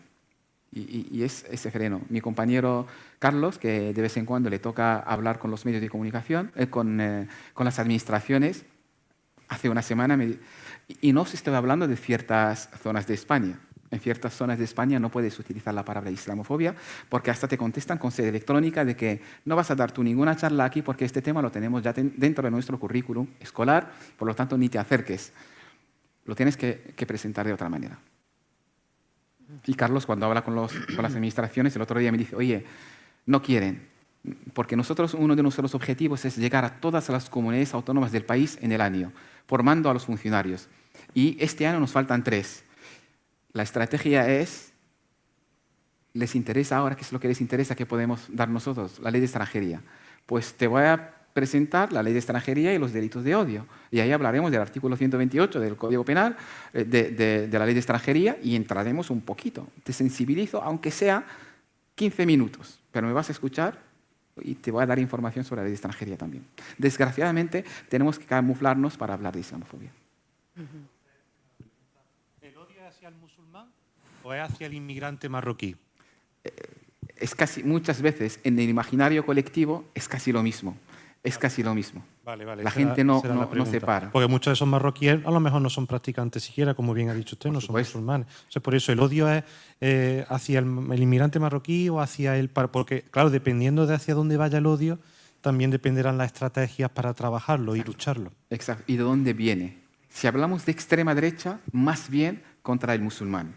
Si estamos hablando de otros, probablemente...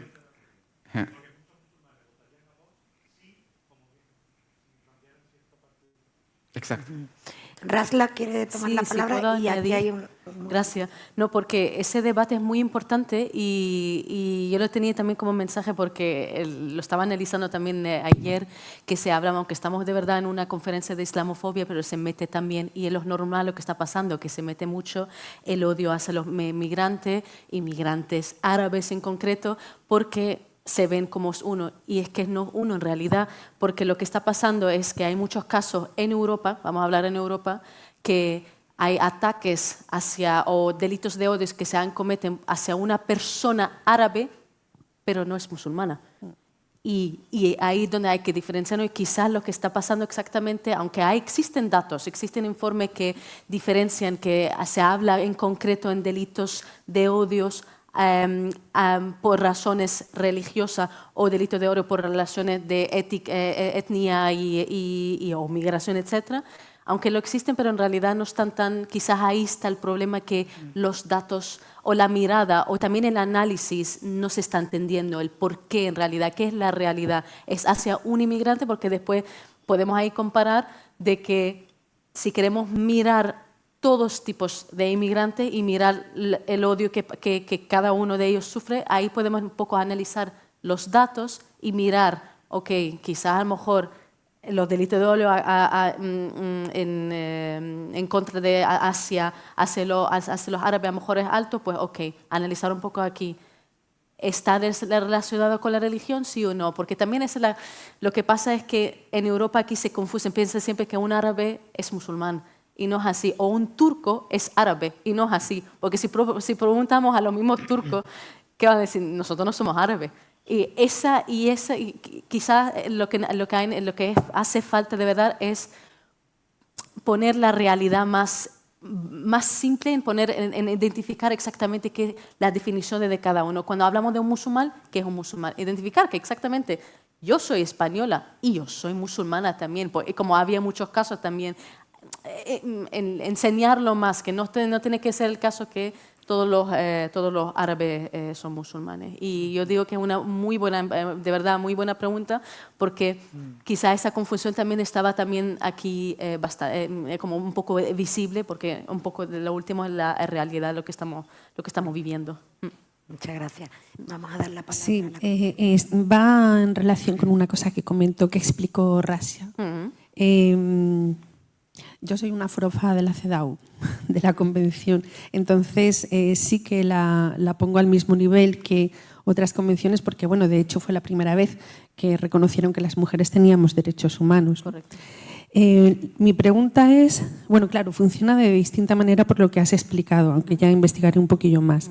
Dices que el examen periódico, el informe de España, salió publicado en abril de 2025. El siguiente es 2029, por lo tanto, en 2028 la sociedad civil, organizada o no, entiendo, Correcto. puede presentar alegaciones, vamos a decirlo así. Claro, con el informe CEDAW sucede de forma paralela, porque con el informe tenemos el informe Sombra, que vamos trabajando Correcto. de forma paralela desde la sociedad civil organizada, y allí mismo el comité, cuando se reúne, pues atiende y escucha a la sociedad civil y además incluso interpela a los y las representantes del Estado cuando le toque al país presentar su informe. Y además, en base a lo que el informe Sombra diga, surgen muchas de las recomendaciones, muchísimas de las recomendaciones que le hacen al Estado que ha presentado el suyo. En el caso claro, hay un desfase de 3 años, podemos presentar la sociedad civil, pero ¿cómo se hace la devolución? ¿Cómo se tiene en cuenta esto para hacerle al país que presentó 3 años antes las recomendaciones X? Vale. No, muchas gracias por la pregunta. Ambos mecanismos más o menos trabajan igual. Es como el informe, es el informe de que la sociedad civil puede presentar en el mecanismo del examen periódico.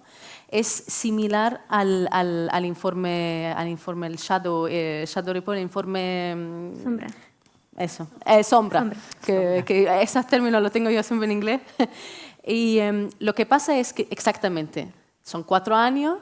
En 2025, en abril, fuera la sesión de revisión de España. El informe con las recomendaciones sale un poco después, salió, me imagino, en julio, así que ya está público, lo pueden ver. ¿Qué pasa ahora?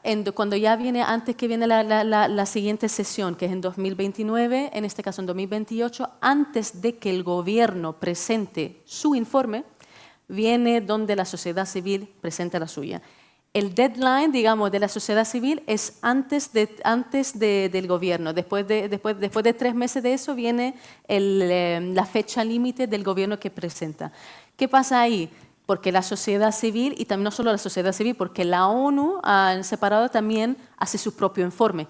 ¿Qué hacen? Pues el Consejo de Derechos Humanos revisa estos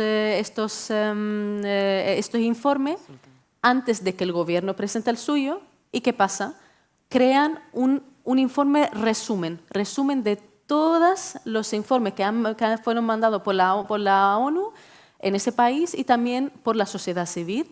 Y después se lo mandan también a los miembros del Consejo de Derechos Humanos, que puede un poco similar a cómo los comités funcionan, lo revisen y también se envíe eso también a los países que van a estar presentes, que van a dar esas recomendaciones al país que en este caso España, por ejemplo.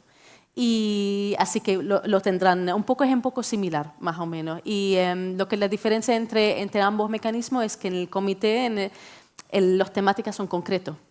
Si es por ejemplo, violencia de género, violencia en contra de toda la forma, eliminación de toda la forma de violencia en contra de la mujer, enfocados a los artículos de ese pacto. En cuanto al examen periódico, es todo, hablando de todo tipo de derechos humanos, en este caso, sí.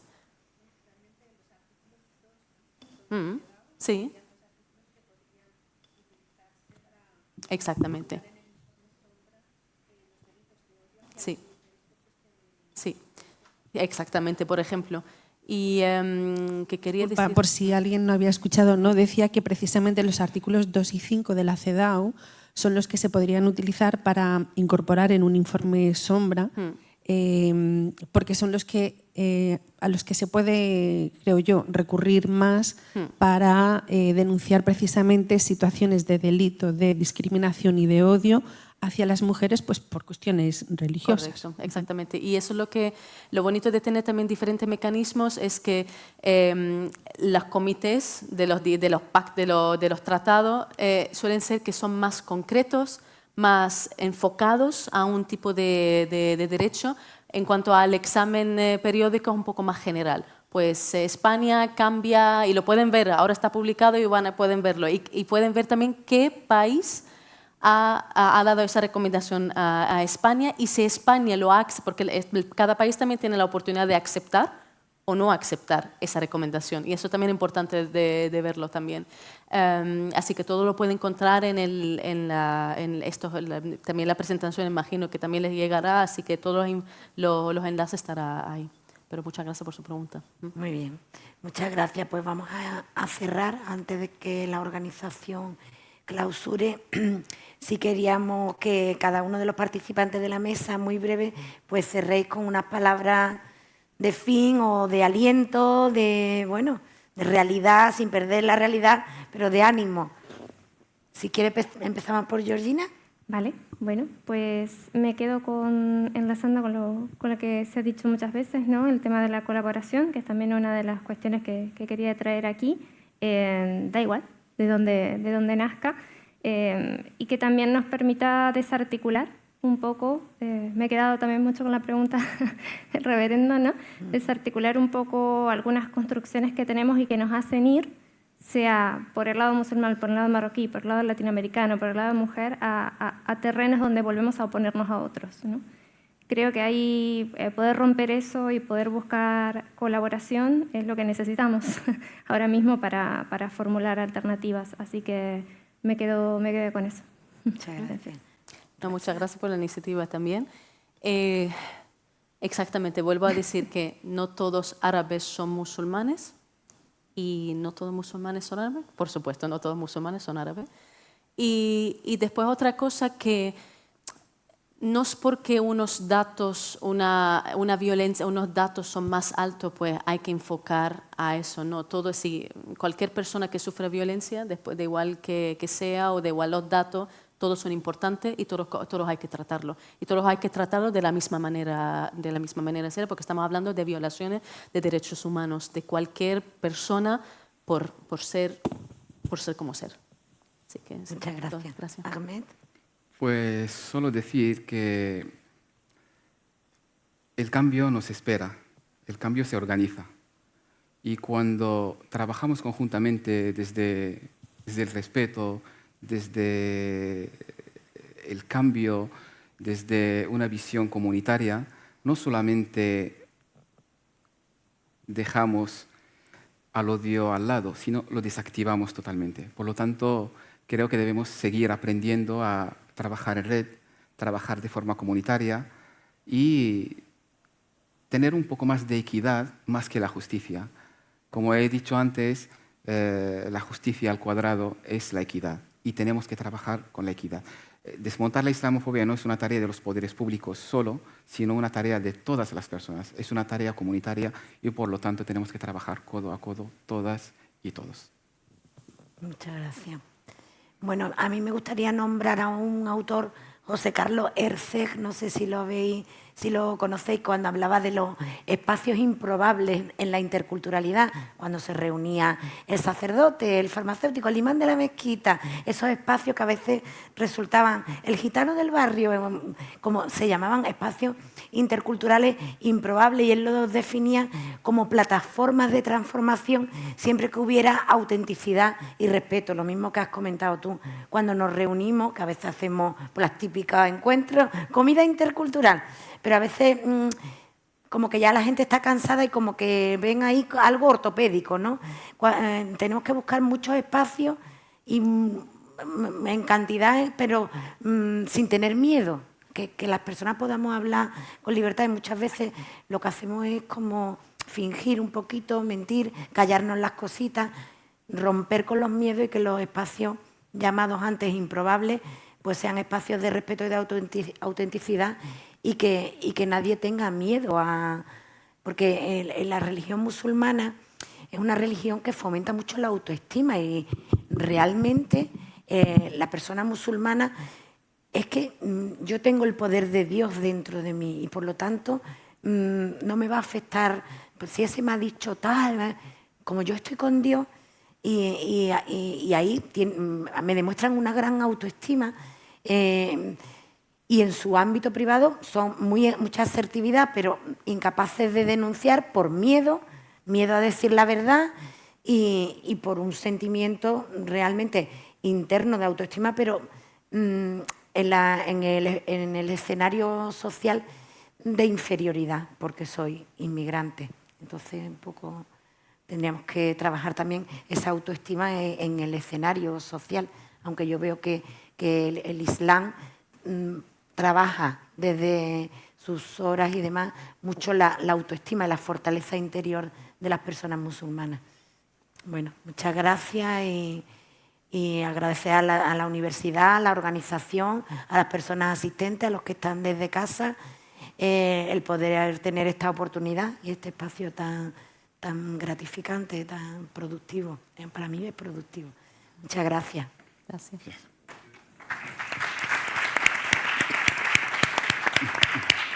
Nada, solo quería recoger tus palabras, sobre todo de agradecimiento. Vamos a dar por clausurado el Congreso y quería recoger tus palabras de agradecimiento, sobre todo pues, para agradecer a los participantes que estáis aquí de forma presencial, como los que estáis viéndonos desde el otro lado de la pantalla, sobre todo también a los ponentes, a todos los ponentes. Muchas gracias de verdad, no solo por la ponencia, sino por el trabajo de investigación y por la dedicación que estáis haciendo y también a la comunidad universitaria también, tanto en lo que es la universidad como los propios estudiantes que habéis asistido. Y también, aprovechando que tengo el micrófono que tengo, quiero dar una mención especial también para todos mis compañeros, que como aquel que dice, se lo han currado.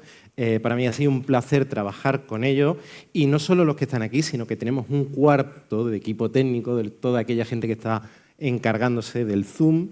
Después por ahí tenemos a nuestra gente que está también trabajando en las distintas delegaciones. Y bueno, y ahora nos toca de recoger todo esto, ¿no?